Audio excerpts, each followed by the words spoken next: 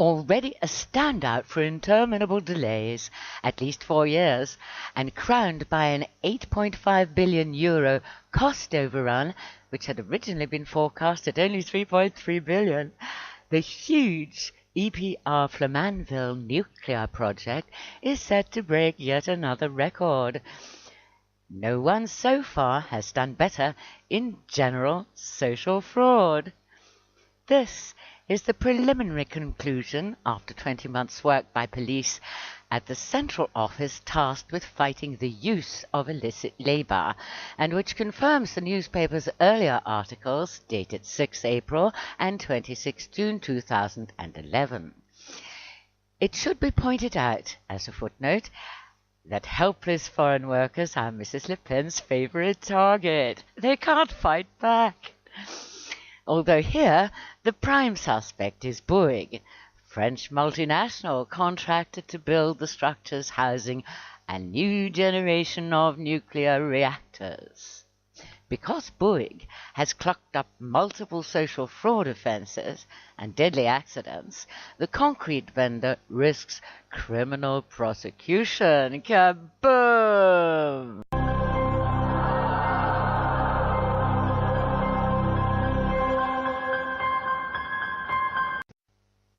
On January 24, 2011, while working in the future reactor building, a solderer and riveter was killed in a 50-foot fall after being struck by a crane. Bouygues stands accused of manslaughter, having deliberately neglected safety rules. To make things worse, the concrete vendor had already been warned about the danger haunting its building site several times by the Nuclear Safety Authority on the one hand, as well as its own head of security. The latter finally took retirement while exercising his meagre whistleblower rights, announcing, "I'm retiring because serious permanent danger is present on this building site." How did Bouygues respond? Sacked. The dispute went to the Prud'homme, France's century-old work tribunal, on February 19, 2011. Their verdict? Employment terminated without real or serious cause, and this employer has repeatedly failed to implement health and safety rules. In February 2011, the Nuclear Safety Authority's inspectors had made a routine visit to the EPR's infirmary and building site. They came unglued when they discovered that Social Security had actually been notified of only 1 in 4 accidents. Social Security is affectionately referred to as la Sécu and is France's contributory health, family and retirement institution. To lock in this particular fraud, Bouygues devised a bonus system to dissuade labourers from making individual claims for minor and major injuries, as they were entitled to do under current legislation. Their inquiry concludes that this business knowingly relies on off-the-books labour, which it does by outsourcing labour to a temp agency. Constituted under Irish corporate law, the agency recruits personnel in countries which have recently joined the EU, namely Poland, Romania, the Czech Republic and Slovakia, and detaches these workers to offices in the UK, in Cyprus or in Portugal. This technique for defrauding national interests everywhere on the planet is referred to as double Irish. In this way, a Polish labourer, for example, can be equipped, controlled and managed by Bouygues where he is deprived of his entitlement to annual leave, and his salary is below the minimum required under the French collective conventions, which, until the ANI was enacted early 2013, extended union gains to all salaried persons. Bouygues has thus avoided the required social fund contributions for these labourers, robbing the central contributory fund of 9 to 12 million euros. Sarko contracted Bouygues to build a new NATO headquarters in the middle of Paris. protest is mounting throughout Europe against debt-heavy, oversized and overhyped projects susceptible to wasteful public-private financing partnerships.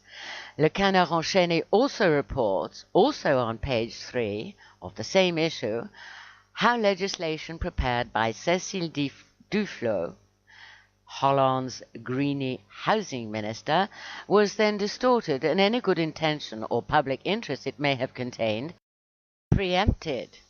Thanks to Team Sarko, Holland, Euro, it will no longer be possible to challenge useless concrete vendor projects on planning or other public interest grounds. Artfully avoiding debate in France's National Assembly, it's scheduled to go like a rocket as an administrative order in Private Ministers' Council 17 July 2013, following which any challenge to the monarch's pet projects and the fortunes of strawmen is now considered as abusive, as in, for example, Turkey. Does anyone recall what the Turkish think about that?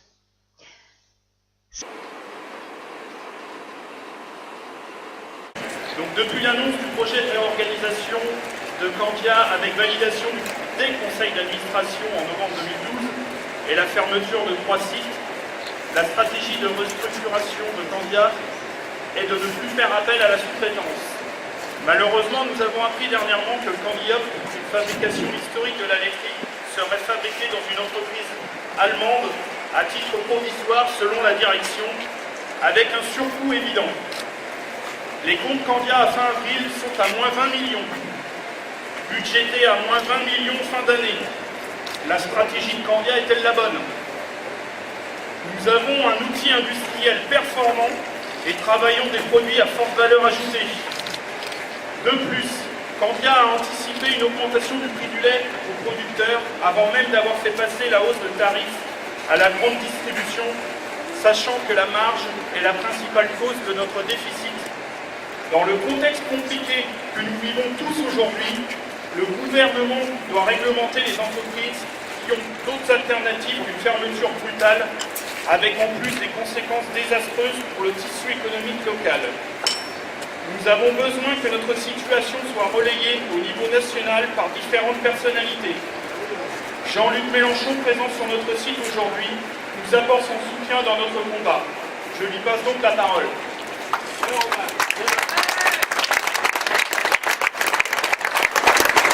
Bonjour à tous. Désolé de ne pas avoir pu répondre à cette invitation plus tôt.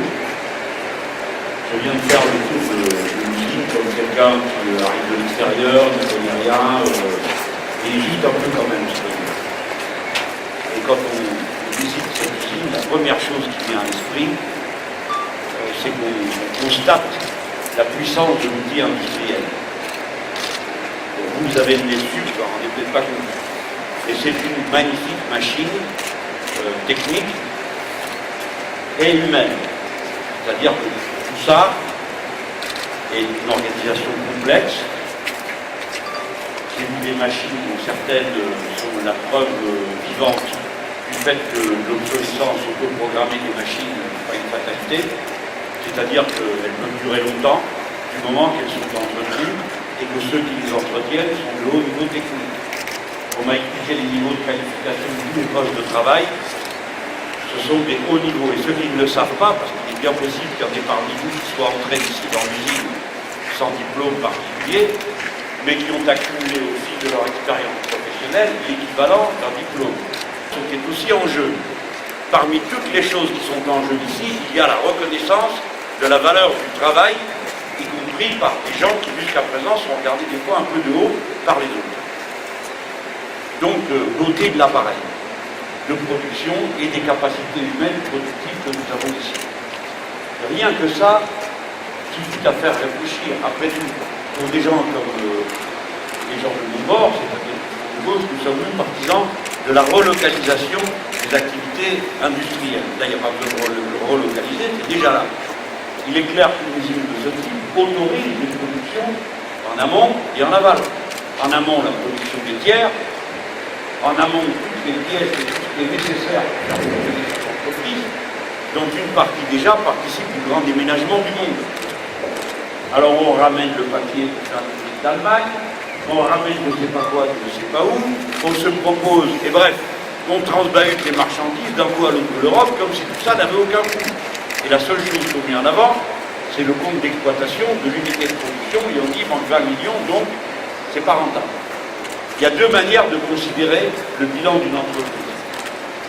Et on ne peut pas le considérer seulement en regardant une brique de lait et en disant combien elle coûte. Ça s'appelle la politique de l'offre, les amis. C'est produire n'importe quoi à n'importe comment, du moment que ça ne coûte pas cher, et qu'on se dit quelqu'un finira bien par l'acheter. Et au passage, on ruine tous ceux qui sont susceptibles de l'acheter. Car il est clair que si vous n'avez plus vos payes, si vous n'avez plus vos salaires, si vous n'avez plus vos allocs, etc., avec quoi allez-vous acheter tout ça? Mais ça, c'est leur manière à eux de voir l'économie. L'autre manière de la voir est plus globale, c'est-à-dire de se dire, je prends le cas le pire, supposez qu'on ferme cette entreprise. Combien ça coûte à la société humaine? D'abord, toutes ces machines qu'on jettera à la poubelle, parce qu'ils ne les déménageront pas. On m'a expliqué que toute la partie où on stocke les 15 000 palettes, c'est quelque chose qui a été entretenu ces années dernières avec des investissements qui ont été faits. Tout ça est réduit à néant, ça figure où dans les comptes? Ça figurera dans le compte de faillite de cette entreprise, mais pas dans le coût que sera représenté pour la société.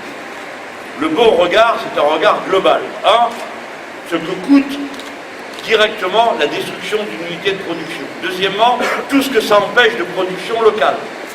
Troisièmement, tout ce que ça va coûter à l'avenir de grands déménagements du monde. Enfin, quelle est la logique d'aller fabriquer des briques de lait ou de lait aromatisé, d'aller le fabriquer à Bordeaux pour l'amener à Paris alors qu'on est plus proche d'ici? Quel est le sens de cette organisation du travail en général? Voilà tout ce que j'ai vu me suggère comme commentaire.